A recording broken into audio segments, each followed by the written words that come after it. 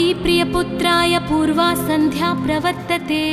उत्तिष्ठ गजराज्यास्य कर्तव्यं लोकपालनम्। उत्तिष्ठोत्तिष्ठ विघ्नेश उत्तिष्ठ गणनायक। उत्तिष्ठ गिरिजापुत्रा जगतां मङ्गलं कुरु। श्रीकाणिपाकवरसिद्धिविनायकत्वं प्रीत्याद्य जागृहि कुरु प्रियमङ्गलानि। त्रैलोक्यरक्षणकराणि महोज्ज्वलानि। श्रीमद्विनायक विभो तव सुप्रभातम्। श्रीमद्विहारपुरवास शिवात्मजात कूपोद्भवाद्भुतविलास स्वयंभूमूर्ते। श्रीदेवशङ्खलिखिताश्रितपादपद्म श्रीमद्विनायक विभो तव सुप्रभातम्। श्रीनारिकेळवनशोभितपुष्टिगात्र क्षीराभिषिक्तशुभविग्रह तत्त्वमूर्ते। दिव्याङ्गमूषिकसुवाहनमोदरूप श्रीमद्विनायक विभो तव सुप्रभातम्। श्रीकाणिपाकवरभूतलवासतुष्ट हे आदिपूज्य अरुणारुणभानुतेज। प्राचीदिशाम्बरमिदं रविकान्तिनिष्ठं श्रीमद्विनायक विभो तव सुप्रभातम्। श्रीबाहुदाशुभतरङ्गसुबाहुदत्त सुस्निग्धशीतलकणानपि सङ्गृहीत्य प्रभातवायुरिहयास्यति सेवनाय श्रीमद्विनायक विभो तव सुप्रभातम्। गौरीकराम्बुजसुलालितदिव्यवक्त्र श्रीकण्ठमानसमुदाकरमोदरूप कैलासशैलशिखरस्थितबालभानो श्रीमद्गणेश्वर विभो तव सुप्रभातम्। दूर्वाङ्कुराणि जलजानि सुपुष्पकाणि बिल्वानि पूजनविधौ च सुसज्जितानि। नित्यार्चनोत्सुकमदोत्कटवारणास्य श्रीमद्गणेश्वर विभो तव सुप्रभातम्। हृत्कूपमध्यसमुपस्थितचित्स्वरूप कूटस्थतत्त्वमिदमेव हि बोधनेन त्वामत्र भासि विदधासि समस्तशोभान् श्रीमद्गणेश्वर विभो तव सुप्रभातम्। श्रीमुद्गलाख्यमुनिसन्नुतसच्चरित्र वासिष्ठकृत्समदमुख्य ऋषीश्वरीत्या वेदोक्तदेवगणमन्त्रगणादिनाथ श्रीमद्गणेश्वर विभो तव सुप्रभातम्। ऋग्वेदकीर्तितगणाधिपज्येष्ठराज त्वं ब्रह्मणस्पतिरिति प्रकटीकृतोऽसि। आधर्वशीर्षमनुमन्त्रितदिव्यमूर्ते श्रीमद्गणेश्वर विभो तव सुप्रभातम्। ब्रह्मादिदेव परिकीर्तितवेदपाठाः त्वच्छूर्पकर्णकुहरौ प्रविशन्ति देवाः। श्रुत्याधुनैव परिपालय धर्मसङ्घान् श्रीवल्लभेश भगवन् तव सुप्रभातम्। हेरम्बलम्ब जठराद्भुत दिव्यगात्र प्रारम्भपूजनमिदं दयया गृहीत्वा सर्वाशुभानि परिनाशय सर्वपुत्र श्रीवल्लभेश भगवन् तव सुप्रभातम्। भानुदयेन न हि दृश्यति चन्द्रबिम्बं त्वत्फालदेश शशिरेव विभाति नित्यं। सत्यस्वरूप निगमागमसन्नुताङ्घ्रे श्रीवल्लभेश भगवन् तव सुप्रभातम्। कालाग्निरुद्रसुतकालनियामकत्वं कालानुकूलफलदोऽसि कलामयोऽसि। कल्याणकारक कलाधरशेखरोऽसि श्रीवल्लभेश भगवन् तव सुप्रभातम्। उग्रस्वरूप रिपुनाशक उग्रपुत्र सौम्योऽसि सोमविनुतोऽसि प्रशान्तरूप। सर्वेश सर्वफलकारक सर्वमूर्ते श्रीवल्लभेश भगवन् तव सुप्रभातम्। दारिद्र्यदुःखभयभञ्जन दक्ष स्वामिन् तारुण्यविग्रहधनादिफलप्रदायिन् लावण्यमञ्जुलकलान्वितरञ्जितास्य हे विघ्ननाथ भगवन् तव सुप्रभातम्। गम्भीजतुष्टगणराजगकार पूज्य गान्धर्वगानपरिवर्तितनादमूर्ते गाङ्गेयगण्यगणिताधिककलास्वरूप श्रीमद्विनायक विभो तव सुप्रभातम्। मूलादिचक्रनिलयोच्युतयोगमूर्ते त्वामादिदेवमनुचिन्त्य तरन्ति भक्ताः रागादिदोषपरिहारकवेदवेद्या हे विघ्ननाथ भगवन् तव सुप्रभातम्। लक्ष्म्यादिशक्तियुतशक्तिगणेश्वरोऽसि दिव्याक्षरोऽसि शुभमन्त्रविराजितोऽसि तन्त्रादिभिर्नुतनतेष्टतवल्लभेश हे विघ्ननाथ भगवन् तव सुप्रभातम्। नागोपवीतधरनाथ विनोदचित्त नागास्य नाशितमहाघनतानुरक्त आनन्दतुन्दिलतनो बहिरान्तरस्थ हे विघ्ननाथ भगवन् तव सुप्रभातम्। भद्रे भवक्त्र नवभद्रद भद्रतेज रुद्रप्रियात्मज मदद्रव शक्तियुक्त आद्रीशजा मधुरवत्सलता निधान हे विघ्ननाथ भगवन् तव सुप्रभातम्। सर्वार्थसिद्धिफलदायक बुद्धिदायिन् विघ्नाद्रिवज्रपरिपूज्य चतुर्थी काले भद्रं पदं दिशसि भक्तगणार्थितोऽसि हे विघ्ननाथ भगवन् तव सुप्रभातम्। बालादिभव्य बहुरूपधरोऽसि देव चिन्तामणिस्त्वमसि सर्वफलप्रदोऽसि त्वन्नाम दिव्यमणिरस्ति जगद्धिताय हे विघ्ननाथ भगवन् तव सुप्रभातम्।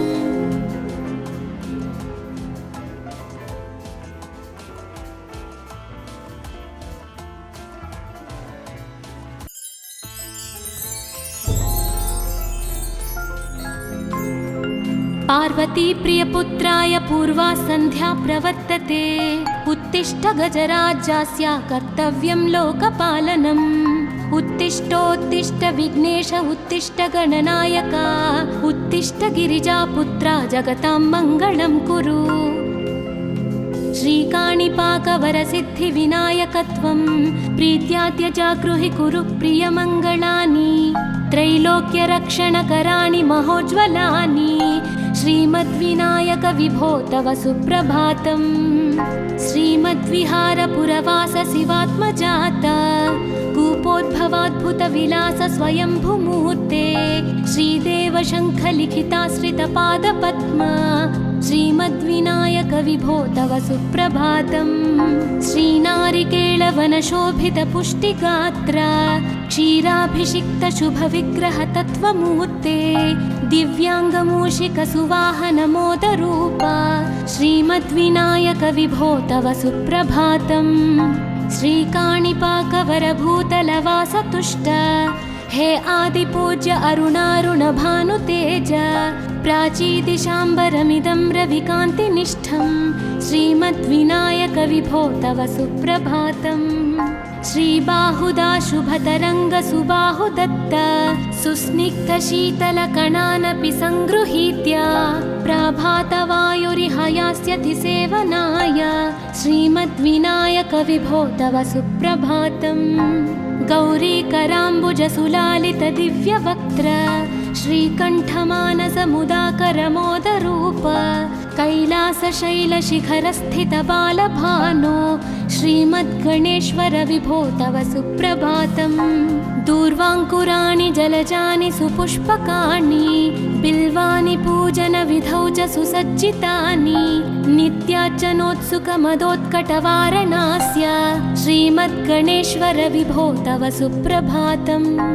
हृत्कूपमध्यसमुपस्थितचित्स्वरूप कूटस्थतत्त्वमिदमेव हि बोधनेन त्वामत्र भासि विदधासि समस्तशोभान् श्रीमद्गणेश्वर विभो तव सुप्रभातम्। श्रीमुद्गलाख्यमुनिसन्नुतसच्चरित्र वासिष्ठकृत्समदमुख्य ऋषीश्वरीत्या वेदोक्तदेवगणमन्त्रगणादिनाथ श्रीमद्गणेश्वर विभो तव सुप्रभातम्। ऋग्वेदकीर्तितगणाधिपज्येष्ठराज त्वं ब्रह्मणस्पतिरिति प्रकटीकृतोऽसि आधर्वशीर्षमनुमन्त्रितदिव्यमूर्ते श्रीमद्गणेश्वर विभो तव सुप्रभातम्। ब्रह्मादिदेव परिकीर्तितवेदपाठाः त्वच्छूर्पकर्णकुहरौ प्रविशन्ति देवाः श्रुत्याधुनैव परिपालय धर्मसङ्घान् श्रीवल्लभेश भगवन् तव सुप्रभातम्। हेरम्बलम्ब जठराद्भुत दिव्यगात्रा प्रारम्भपूजनमिदं दयया गृहीत्वा सर्वाशुभानि परिनाशय सर्वपुत्रा श्रीवल्लभेश भगवन् तव सुप्रभातम्। भानुदयेन न हि दृश्यति चन्द्रबिम्बं त्वत्फालदेश शशिरेव विभाति नित्यं सत्यस्वरूप निगमागमसन्नुताङ्घ्रे श्रीवल्लभेश भगवन् तव सुप्रभातम्। कालाग्निरुद्रसुतकालनियामकत्वं कालानुकूलफलदोऽसि कलामयोऽसि कल्याणकारक कलाधरशेखरोऽसि श्रीवल्लभेश भगवन् तव सुप्रभातम्। उग्रस्वरूपरिपुनाशक उग्रपुत्र सौम्योऽसि सोमविनुतोऽसि प्रशान्तरूप सर्वेश सर्वफलकारक सर्वमूर्ते श्रीवल्लभेश भगवन् तव सुप्रभातम्। दारिद्र्यदुःखभयभञ्जन दक्ष स्वामिन् तारुण्यविग्रहधनादिफलप्रदायिन् लावण्यमञ्जुलकलान्वितरञ्जितास्य हे विघ्ननाथ भगवन् तव सुप्रभातम्। गम्भीजतुष्टगणराजगकार पूज्य गान्धर्वगानपरिवर्तितनादमूर्ते गाङ्गेयगण्यगणिताधिककलास्वरूप श्रीमद्विनायक विभो तव सुप्रभातम्। मूलादिचक्रनिलयोच्युतयोगमूर्ते त्वामादिदेवमनुचिन्त्य तरन्ति भक्ताः रागादिदोषपरिहारक वेदवेद्या हे विघ्ननाथ भगवन् तव सुप्रभातम्। लक्ष्म्यादिशक्तियुतशक्ति गणेश्वरोऽसि दिव्याक्षरोऽसि शुभमन्त्रविराजितोऽसि तन्त्रादिभिर्नुतनतेष्टतवल्लभेश हे विघ्ननाथ भगवन् तव सुप्रभातम्। नागोपवीतधरनाथ विनोदचित्त नागास्य नाशित महाघनतानुरक्त आनन्दतुन्दिलतनो बहिरान्तरस्थ हे विघ्ननाथ भगवन् तव सुप्रभातम्। भद्रे भवक्त्र नवभद्रद भद्रतेज रुद्रप्रियात्मज मदद्रव शक्तियुक्त आद्रीशजा मधुरवत्सलता निधान हे विघ्ननाथ भगवन् तव सुप्रभातम्। सर्वार्थसिद्धिफलदायक बुद्धिदायिन् विघ्नात्रिवज्रपरिपूज्य चतुर्थी काले भद्रं पदं दिशसि भक्तगणार्थितोऽसि हे विघ्ननाथ भगवन् तव सुप्रभातम्। बालादिभव्य बहुरूपधरोऽसि देव चिन्तामणिस्त्वमसि सर्वफलप्रदोऽसि त्वन्नाम दिव्यमणिरस्ति जगद्धिताय हे विघ्ननाथ भगवन् तव सुप्रभातम्।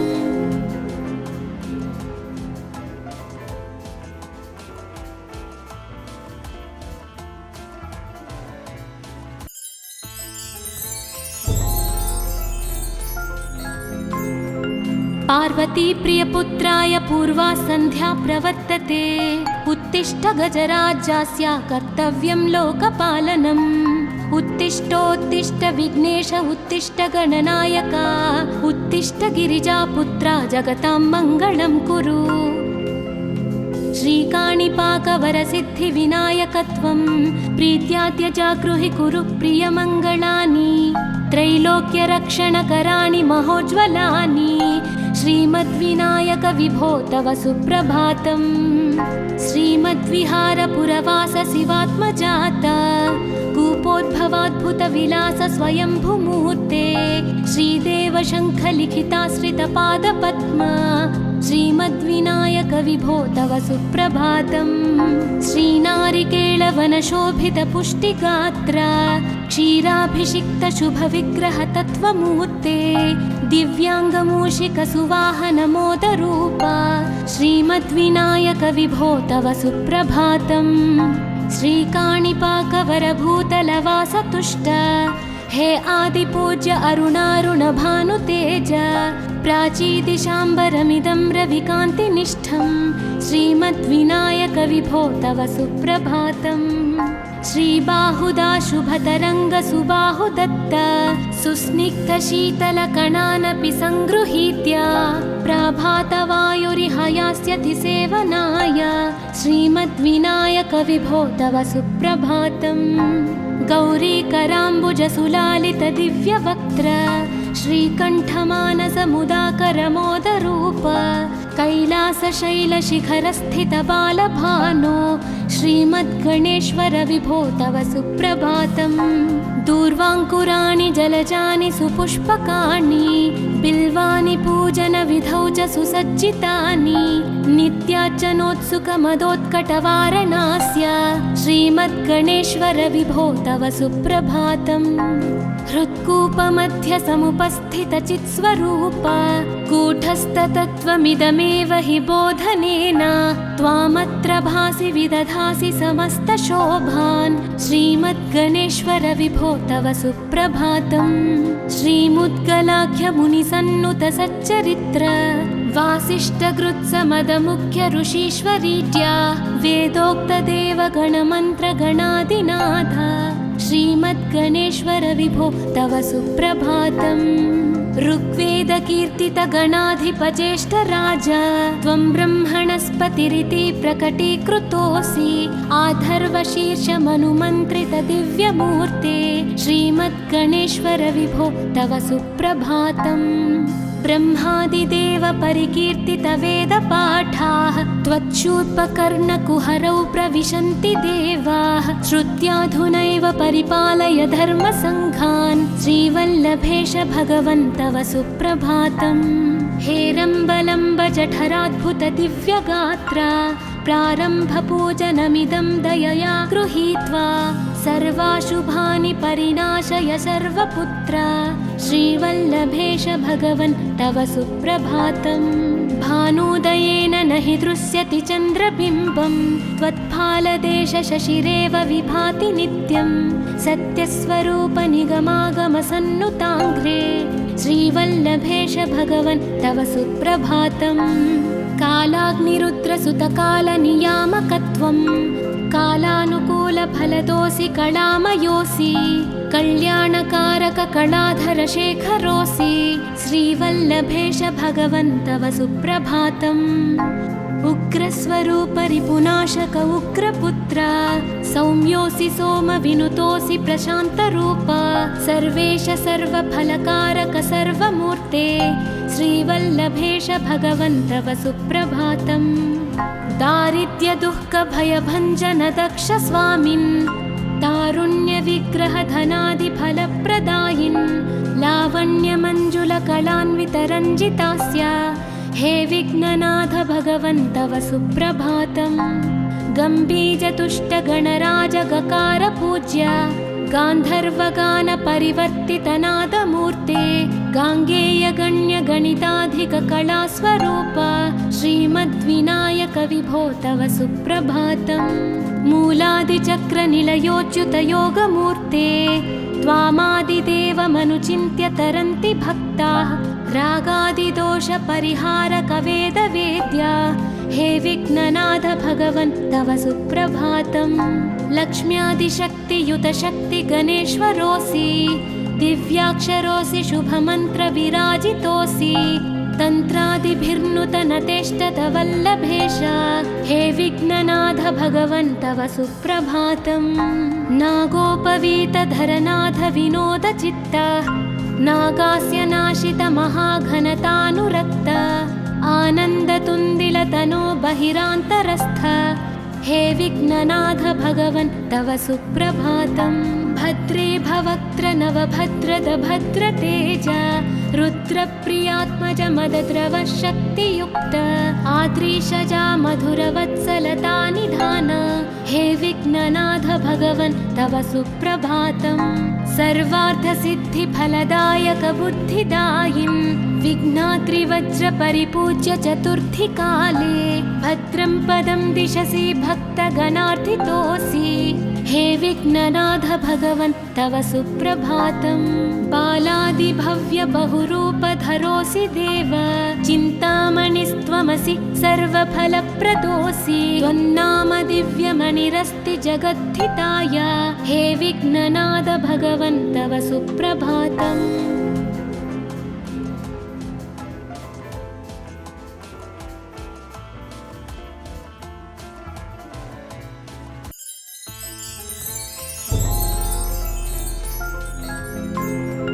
पार्वती प्रियपुत्राय पूर्वा सन्ध्या प्रवर्तते। उत्तिष्ठ गजराज्यस्य कर्तव्यं लोकपालनम्। उत्तिष्ठोत्तिष्ठ विघ्नेश उत्तिष्ठ गणनायक, उत्तिष्ठ गिरिजापुत्रा जगतां मङ्गलं कुरु।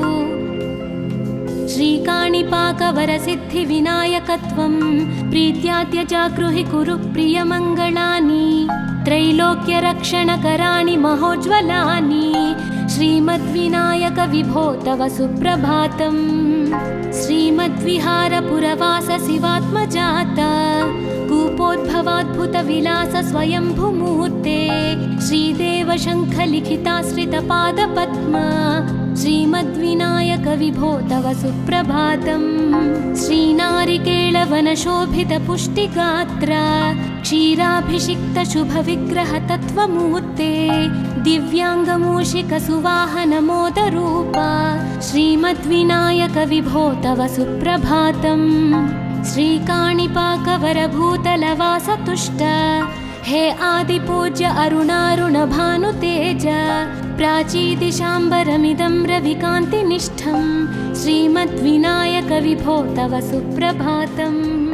श्रीबाहुदाशुभतरङ्गसुबाहुदत्त, सुस्निग्धशीतलकणानपि सङ्गृहीत्य। प्रभातवायुरिहयास्यति सेवनाय, श्रीमद्विनायक विभो तव सुप्रभातम्। गौरीकराम्बुजसुलालितदिव्यवक्त्र, श्रीकण्ठमानसमुदाकरमोदरूप।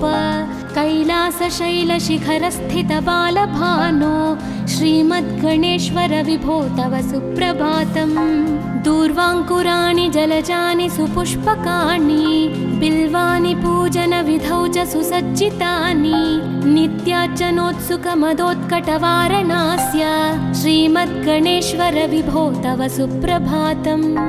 हृत्कूपमध्यसमुपस्थितचित्स्वरूप, कूटस्थतत्त्वमिदमेव हि बोधनेन। त्वामत्र भासि विदधासि समस्तशोभान्, श्रीमद्गणेश्वर विभो तव सुप्रभातम्। श्रीमुद्गलाख्यमुनिसन्नुतसच्चरित्र, वासिष्ठकृत्समदमुख्य ऋषीश्वरीत्या। वेदोक्तदेवगणमन्त्रगणादिनाथ, श्रीमद्गणेश्वर विभो तव सुप्रभातम्। ऋग्वेदकीर्तितगणाधिपज्येष्ठराज, त्वं ब्रह्मणस्पतिरिति प्रकटीकृतोऽसि। आधर्वशीर्षमनुमन्त्रितदिव्यमूर्ते, श्रीमद्गणेश्वर विभो तव सुप्रभातम्। ब्रह्मादिदेव परिकीर्तितवेदपाठाः, त्वच्छूर्पकर्णकुहरौ प्रविशन्ति देवाः। श्रुत्याधुनैव परिपालय धर्मसङ्घान्, श्रीवल्लभेश भगवन् तव सुप्रभातम्। हेरम्बलम्ब जठराद्भुत दिव्यगात्र, प्रारम्भपूजनमिदं दयया गृहीत्वा। सर्वाशुभानि परिनाशय सर्वपुत्र, श्रीवल्लभेश भगवन् तव सुप्रभातम्। भानुदयेन न हि दृश्यति चन्द्रबिम्बं, त्वत्फालदेश शशिरेव विभाति नित्यं। सत्यस्वरूप निगमागमसन्नुताङ्घ्रे, श्रीवल्लभेश भगवन् तव सुप्रभातम्। कालाग्निरुद्रसुतकालनियामकत्वं, कालानुकूलफलदोऽसि कलामयोऽसि। कल्याणकारक कलाधरशेखरोऽसि, श्रीवल्लभेश भगवन् तव सुप्रभातम्। उग्रस्वरूप रिपुनाशक उग्रपुत्र, सौम्योऽसि सोमविनुतोऽसि प्रशान्तरूप। सर्वेश सर्वफलकारक सर्वमूर्ते, श्रीवल्लभेश भगवन् तव सुप्रभातम्। दारिद्र्यदुःखभयभञ्जन दक्ष स्वामिन्, तारुण्य लावण्यविग्रहधनादिफलप्रदायिन् लावण्यमञ्जुलकलान्वितरञ्जितास्य हे विघ्ननाथ भगवन् तव सुप्रभातम्। गम्भीजतुष्टगणराजगकार गान्धर्वगानपरिवर्तितनादमूर्ते गाङ्गेयगण्यगणिताधिककलास्वरूप श्रीमद्विनायक विभो तव सुप्रभातम्। मूलादिचक्रनिलयोच्युतयोगमूर्ते त्वामादिदेवमनुचिन्त्य तरन्ति भक्ताः रागादिदोषपरिहारकवेदवेद्या हे विघ्ननाथ भगवन् तव सुप्रभातम्। लक्ष्म्यादिशक्तियुतशक्तिगणेश्वरोऽसि दिव्याक्षरोऽसि शुभमन्त्रविराजितोऽसि तन्त्रादिभिर्नुतनतेष्टतवल्लभेश हे विघ्ननाथ भगवन् तव सुप्रभातम्। नागोपवीतधरनाथ विनोदचित्त नागास्य नाशित महाघनतानुरक्त आनन्दतुन्दिलतनो बहिरान्तरस्थ हे विघ्ननाथ भगवन् तव सुप्रभातम्। भद्रे भवक्त्र नवभद्रद भद्रतेज रुद्रप्रियात्मज मदद्रव शक्तियुक्त आद्रीशजा मधुरवत्सलता निधान हे विघ्ननाथ भगवन् तव सुप्रभातम्। सर्वार्थसिद्धिफलदायक बुद्धिदायिन् विघ्नाद्रिवज्रपरिपूज्य चतुर्थीकाले भद्रं पदं दिशसि भक्तगणार्थितोऽसि हे विघ्ननाथ भगवन् तव सुप्रभातम्। बालादिभव्य बहुरूपधरोऽसि देव चिन्तामणिस्त्वमसि सर्वफलप्रदोऽसि त्वन्नाम दिव्यमणिरस्ति जगद्धिताय हे विघ्ननाथ भगवन् तव सुप्रभातम्।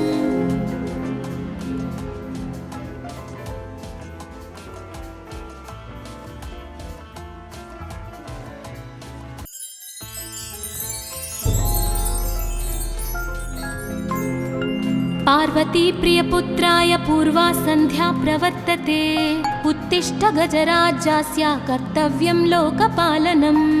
उत्तिष्ठोत्तिष्ठ विघ्नेश उत्तिष्ठ गणनायक उत्तिष्ठ गिरिजापुत्रा जगतां मङ्गलं कुरु। श्रीकाणिपाकवरसिद्धिविनायकत्वं प्रीत्यात्यजागृहि कुरु प्रियमङ्गलानि त्रैलोक्यरक्षणकराणि महोज्ज्वलानि श्रीमद्विनायक विभो तव सुप्रभातम्। श्रीमद्विहारपुरवास शिवात्मजात कूपोद्भवाद्भुतविलास स्वयंभुमूर्ते श्रीदेव शङ्खलिखिताश्रितपादपद्म श्रीमद्विनायक विभो तव सुप्रभातम्। श्रीनारिकेळवनशोभितपुष्टिगात्र क्षीराभिषिक्तशुभविग्रहतत्त्वमूर्ते दिव्याङ्गमूषिकसुवाहनमोदरूप श्रीमद्विनायक विभो तव सुप्रभातम्। श्रीकाणिपाकवरभूतलवासतुष्ट हे आदिपूज्य अरुणारुणभानुतेज प्राचीदिशाम्बरमिदं रविकान्तिनिष्ठं श्रीमद्विनायक विभो तव सुप्रभातम्। श्रीबाहुदा शुभतरङ्गसुबाहुदत्त सुस्निग्धशीतलकणानपि सङ्गृहीत्य प्राभातवायुरिहायास्यति सेवनाय श्रीमद्विनायक विभो तव सुप्रभातम्। गौरीकराम्बुजसुलालितदिव्यवक्त्र श्रीकण्ठमानसमुदाकरमोदरूप कैलासशैलशिखरस्थितबालभानो श्रीमद्गणेश्वर विभो तव सुप्रभातम्।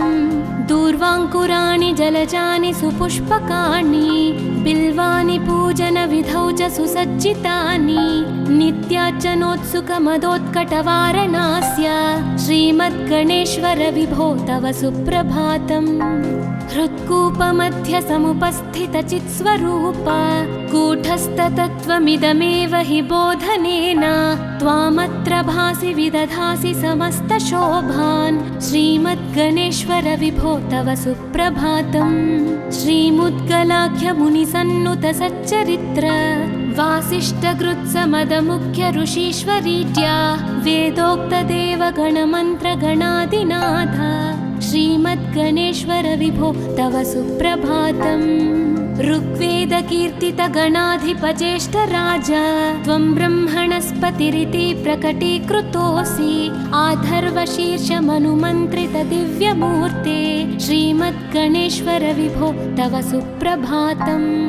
ब्रह्मादिदेव परिकीर्तितवेदपाठाः त्वच्छूर्पकर्णकुहरौ प्रविशन्ति देवाः। श्रुत्याधुनैव परिपालय धर्मसङ्घान् श्रीवल्लभेश भगवन् तव सुप्रभातम्।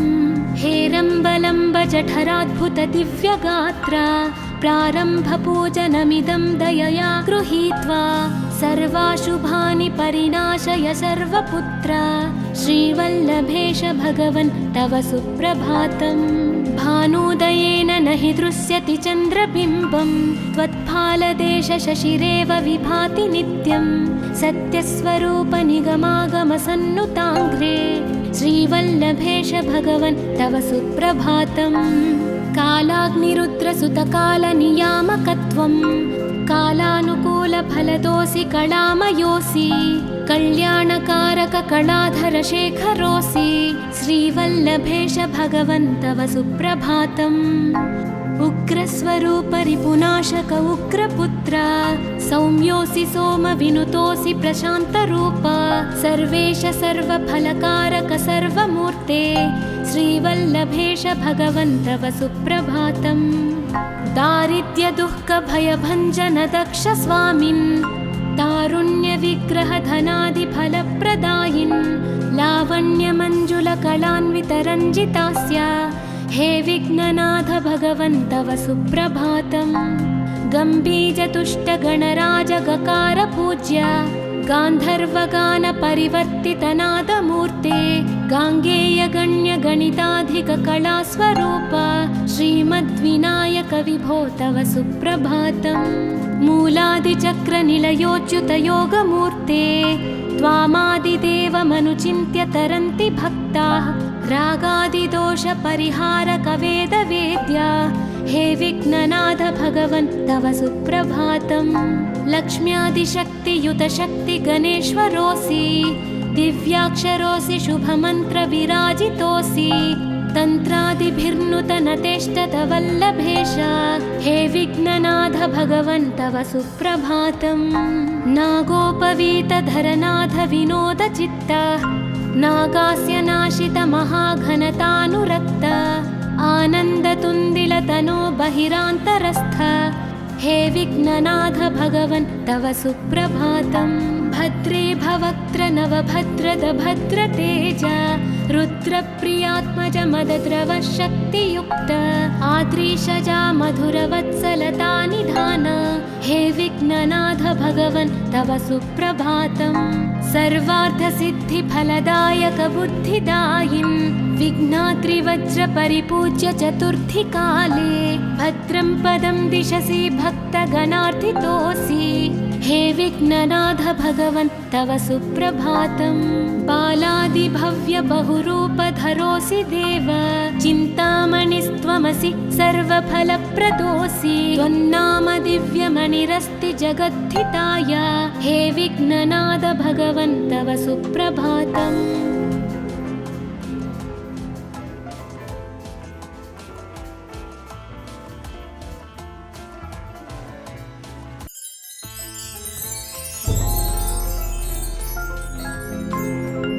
पार्वती प्रियपुत्राय पूर्वा सन्ध्या प्रवर्तते उत्तिष्ठ गजराज्यस्य कर्तव्यं लोकपालनम्।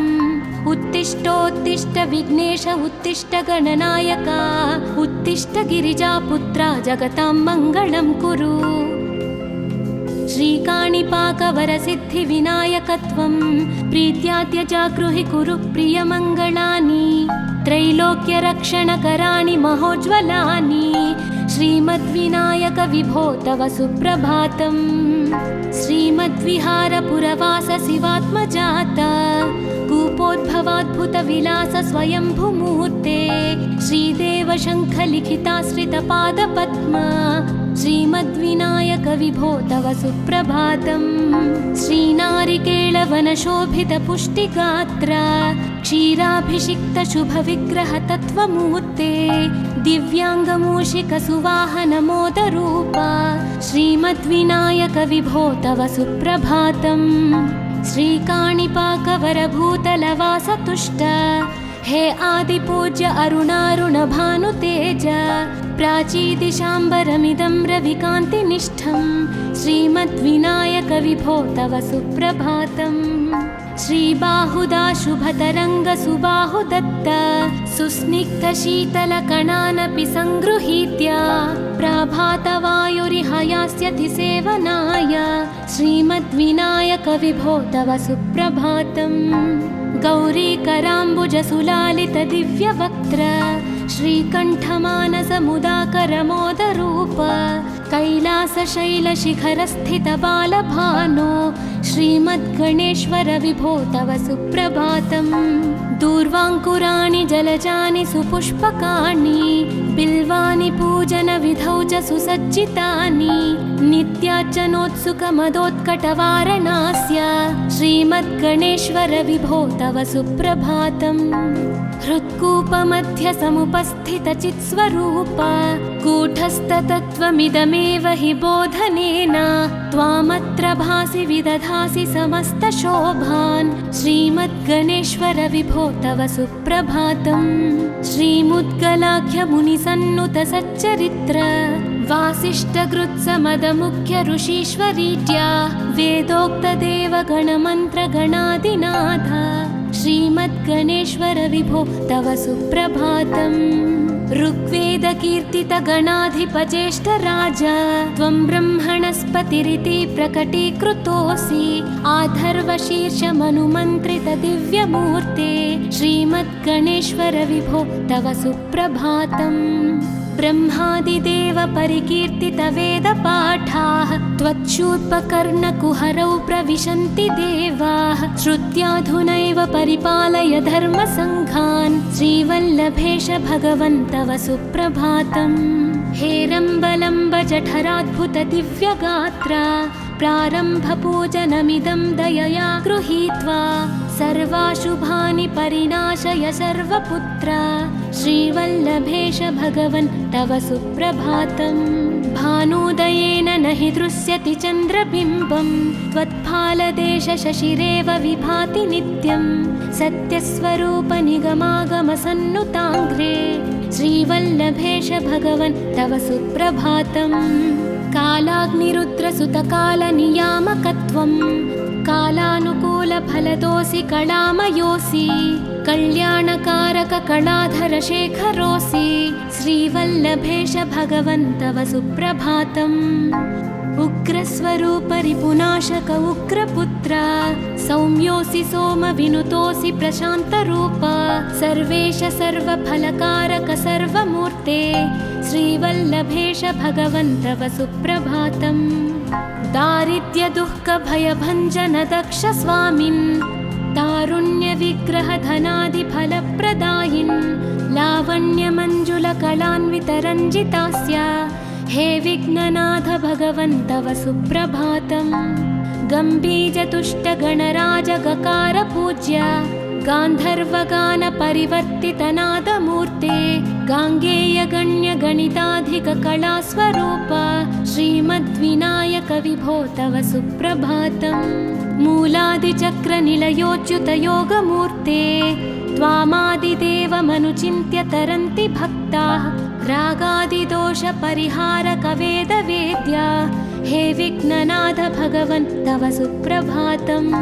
लक्ष्म्यादिशक्तियुतशक्तिगणेश्वरोऽसि दिव्याक्षरोऽसि शुभमन्त्रविराजितोऽसि तन्त्रादिभिर्नुतनतेष्टतवल्लभेश हे विघ्ननाथ भगवन् तव सुप्रभातम्। नागोपवीतधरनाथ विनोदचित्त नागास्य नाशितमहाघनतानुरक्त आनन्दतुन्दिलतनो बहिरान्तरस्थ हे विघ्ननाथ भगवन् तव सुप्रभातम्। भद्रे भवक्त्र नवभद्रद भद्रतेज रुद्रप्रियात्मज मदद्रवशक्तियुक्त आद्रीशजा मधुरवत्सलता निधान हे विघ्ननाथ भगवन् तव सुप्रभातम्। सर्वार्थसिद्धिफलदायकबुद्धिदायिन् विघ्नाद्रिवज्रपरिपूज्य चतुर्थीकाले भद्रं पदं दिशसि भक्तगणार्थितोऽसि। हे विघ्ननाथ भगवन् तव सुप्रभातम्। बालादिभव्य बहुरूपधरोऽसि देव, चिन्तामणिस्त्वमसि सर्वफलप्रदोऽसि। त्वन्नाम दिव्यमणिरस्ति जगद्धिताय, हे विघ्ननाथ भगवन् तव सुप्रभातम्।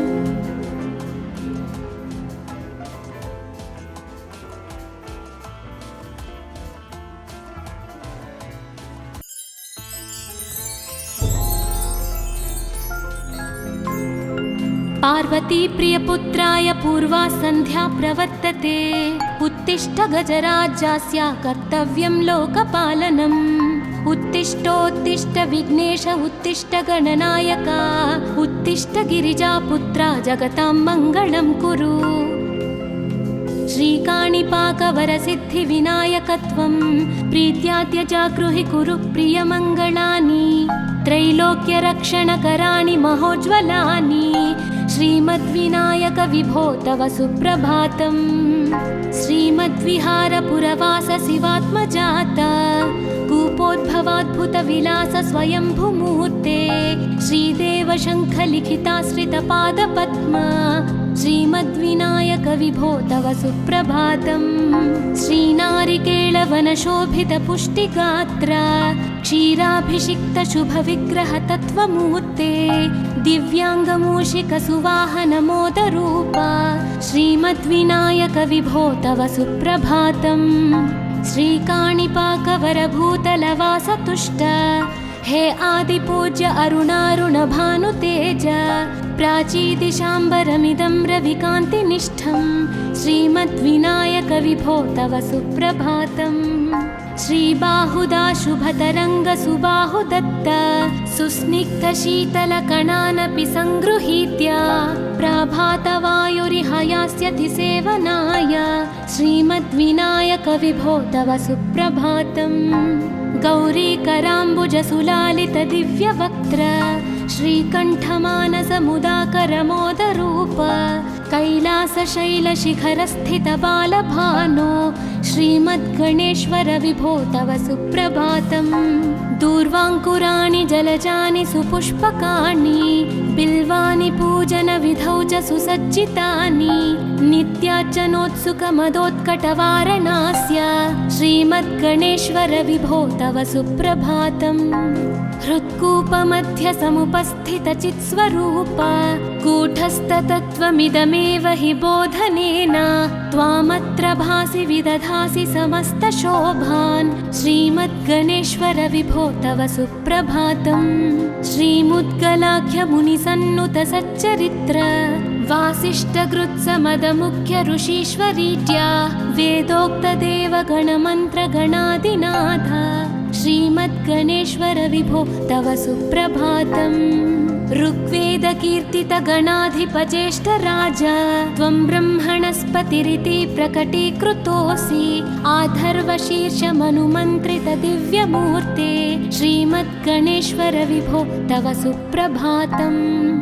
ब्रह्मादिदेव परिकीर्तितवेदपाठाः, त्वच्छूर्पकर्णकुहरौ प्रविशन्ति देवाः। श्रुत्याधुनैव परिपालय धर्मसङ्घान्, श्रीवल्लभेश भगवन् तव सुप्रभातम्। हेरम्बलम्ब जठराद्भुतदिव्यगात्रा, प्रारम्भपूजनमिदं दयया गृहीत्वा। सर्वाशुभानि परिनाशय सर्वपुत्र, श्रीवल्लभेश भगवन् तव सुप्रभातम्। भानुदयेन न हि दृश्यति चन्द्रबिम्बं, त्वत्फालदेशशशिरेव विभाति नित्यं। सत्यस्वरूपनिगमागमसन्नुताङ्घ्रे, श्रीवल्लभेश भगवन् तव सुप्रभातम्। कालाग्निरुद्रसुतकालनियामकत्वं, कालानुकूलफलदोऽसि कलामयोऽसि। कल्याणकारककलाधरशेखरोऽसि, श्रीवल्लभेश भगवन् तव सुप्रभातम्। उग्रस्वरूप रिपुनाशक उग्रपुत्र सौम्योऽसि सोमविनुतोऽसि प्रशान्तरूप सर्वेश सर्वफलकारक सर्वमूर्ते श्रीवल्लभेश भगवन् तव सुप्रभातम्। दारिद्र्यदुःखभयभञ्जन दक्ष स्वामिन् तारुण्यविग्रहधनादिफलप्रदायिन् लावण्यमञ्जुलकलान्वितरञ्जितास्य हे विघ्ननाथ भगवन् तव सुप्रभातम्। गम्भीजतुष्टगणराजगकार पूज्य गान्धर्वगानपरिवर्तितनादमूर्ते गाङ्गेयगण्यगणिताधिककलास्वरूप श्रीमद्विनायक विभो तव सुप्रभातम्।